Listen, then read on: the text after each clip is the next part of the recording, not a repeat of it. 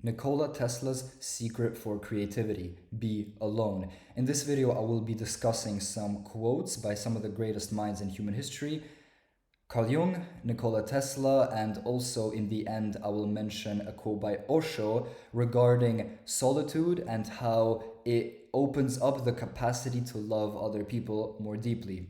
But the concept is creativity and solitude. So let's start with a quote by Nikola Tesla, which I'm then gonna filter through my own mind and add my own knowledge regarding how solitude affects the creative process. Now, the mind is sharper and keener in seclusion and uninterrupted solitude. No big laboratory is needed in which to think. Originality thrives in seclusion, free of outside influences, beating upon us to cripple the creative mind. Be alone. That is the secret of invention. Be alone. That is when ideas are born. Nikola Tesla. Now, Nikola Tesla was, I believe, one of the biggest geniuses of all time, besides maybe Leonardo da Vinci, but he was definitely a special individual. He definitely was an introvert, and he had almost a fear of the opposite sex, which added to that, he was really focused on his mission in a sense. So he mentions the fact that when our mind is still, when you are alone in your own mind and not bombarded by external influences, that is when ideas are born. Why would that be? It is because when you are alone with God, the cosmos, the universe, whatever you may decide to call it. And when you are alone, the universe fills your mind with ideas through downloads. I personally know that the best ideas which I've ever had, whether it's a business idea, an overall lifestyle idea, a YouTube video idea, it's when I'm alone and I'm not even thinking about coming up with an idea or brainstorming or using my will, like my human effort to acquire an idea. That has given me some, obviously, some results. That is effective. But the best ideas and the most successful videos I've made, the most successful decisions I've made in my life have come from something almost outside myself. It's as if I'm just chilling, washing the dishes in silence, and then I get an idea, and it's like a better idea than I could have come up with if I was putting in effort. Because if we look at the Hermetic principle of as above, so below, as within, so without, we understand that our minds have the entire cosmos within it, which means that if you let it be still, the universe is going to fill your mind with ideas that you yourself may not have access to, right? I can go on way too long for each individual quote, but let me go on to a quote by Carl Jung, which is, loneliness does not come from having no people around, but from being unable to communicate the things that seem important to oneself, or from holding certain views which others find inadmissible.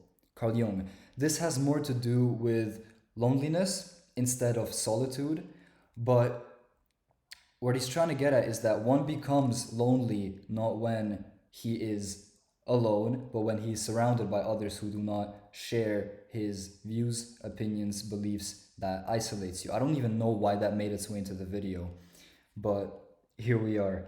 I'm just gonna keep going now. So, oh, that's not the right quote.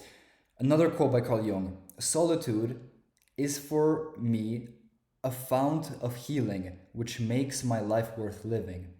Talking is often torment for me, and I need many days of silence to recover from the futility of words. Carl Jung, right? In a sense, he is communicating great introversion, which is a common theme regarding some of the most successful, genius, influential people who run this world and have in the past. They are introverts. They do not rely on other people for their creativity, for their power. They go within, right? What I want to do as well is connect this to the Hermit card of the Tarot. I know I'm getting very scatterbrained, which is something I love to do, so let me just do this now. I try to be super like professional and have a bunch of structure to my videos, but I think I should start like giving that up and actually going where my mind decides to go, because that's where, you know, ideas are born, as we have discussed. Now, let's look at the Hermit archetype, right? It is the ninth card. Why is he considered an old wise man when he's just a sage, like a forest hermit living alone in solitude in nature? Why is he then considered to be this great wise man? Why is that the archetype which he encompasses? It is because the wisdom which one finds in solitude, alone in nature, over a long period of time, is very much deeper than the wisdom which you acquire through experience, right? That's a different type of wisdom. But the wisdom which the Hermit archetype encompasses is the wisdom of looking within. It is the ninth card of the Tarot. If we look at the number 9 and tie it into letterology, the letter I is the ninth letter, and the letter R is the 18th letter, 1 and 8 being 9, right? Tying it to numerology. Now the 9, we have the 9. Let's look at what words it ties into. Introvert starts with I. Isolation starts with I, the self, right? Introspection. And also the hermit, he retreats from the world, R being the 18th letter. So, right, the hermit has a certain wisdom that is not found in a book, in an experience. It is the wisdom of going within, which is what the geniuses of the world talk about, is going within, right? It's what a lot of ancient texts, religions, cultures stress about. It's the whole concept of, not the whole concept, but one of the key components of meditation is you actually going within, because you can find great things within. So let me add a little quote by Osho. But before I do that, I just want to mention how nowadays in society we are bombarded with information and stimulation. We are very overstimulated, and a lot of people don't have the opportunity to even be alone. And a lot of people who have the opportunity to have a little bit of their day to be alone are scared of it, because they have not embraced the self, because they are so reliant on other people for what they believe they lack within, which is a false belief. But that causes a lot of people to never have a moment of stillness in their mind, which is when ideas are able to come to you. If you never have a moment of silence, you are almost unable to access that inner genius of yours, which I believe every individual has. I would not be talking about this if it was reserved to some exclusive club of geniuses, because I believe each individual has the capacity to become a genius, as we are all unique individuals, right? That already in a sense makes you a genius in your own way. But some people will never get access to that inner genius because they are afraid to be alone. They always need to be with friends. And when they're not with friends, they're watching a movie or listening to music or doing whatever other activity to get away from themselves. Where I'm getting at with this whole video is that allow yourself to be alone. Make that conscious decision to not put on your headphones when you're washing the dishes. It may sound boring. It may sound like, why would I not do that when I can listen to an interesting podcast? But I promise you, the ideas which may come to you in stillness when you are alone may be greater than what that podcast or that lecture has to offer, even if it is by a great, smart individual.